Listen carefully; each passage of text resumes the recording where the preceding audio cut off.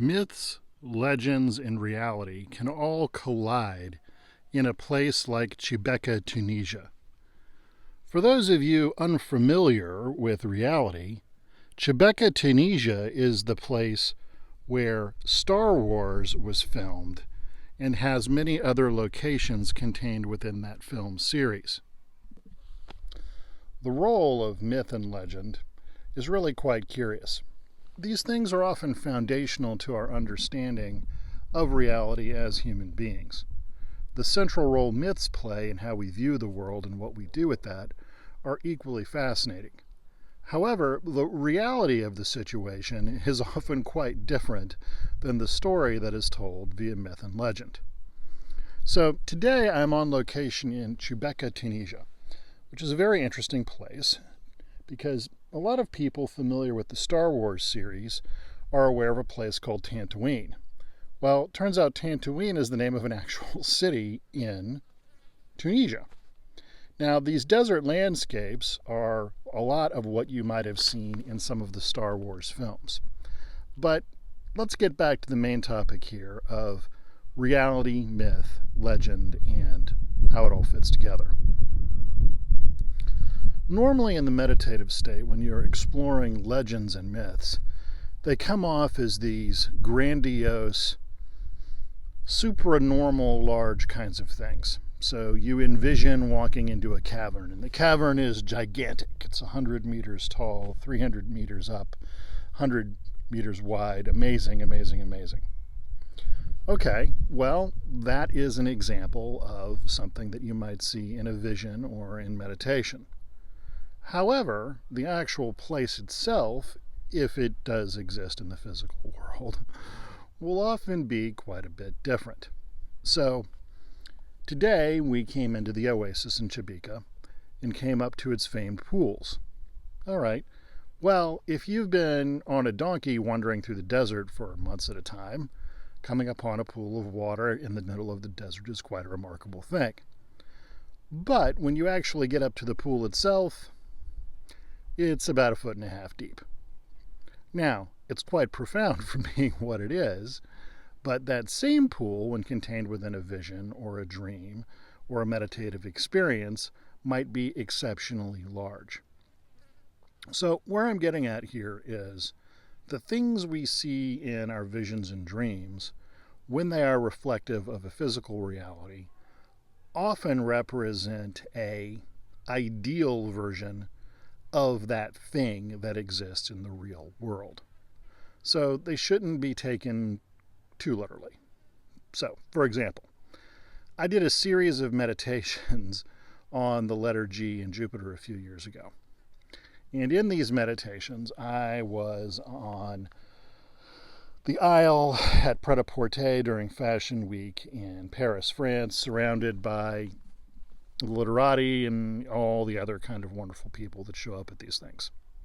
All right, well, after completing these meditations for about a year, I wound up being contacted by a friend who had a film that I should appear in. It was a documentary. And I was, in fact, featured in that documentary. Okay, well, the documentary was never released. And while I learned quite a bit about filmmaking being on the set from that, it was actually quite interesting because that was the closest to Hollywood I've ever come. So clearly I was having these visions and dreams of Hollywood or being part of the entertainment industry. Again, these very grandiose, lofty kind of visions. But when those visions chose to manifest themselves, they were quite a bit more humble. Now, that's not to say that I couldn't have eventually maybe worked my way into the industry. However, the presentation of everything was quite a bit different than the perception of what it was.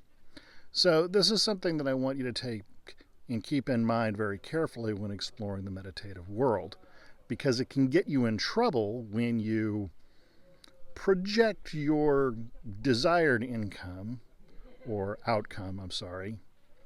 into the real world, because that outcome may be quite a bit more humble than you envision. And this is true of a lot of things, where reality isn't quite as spectacular as you would think it to be.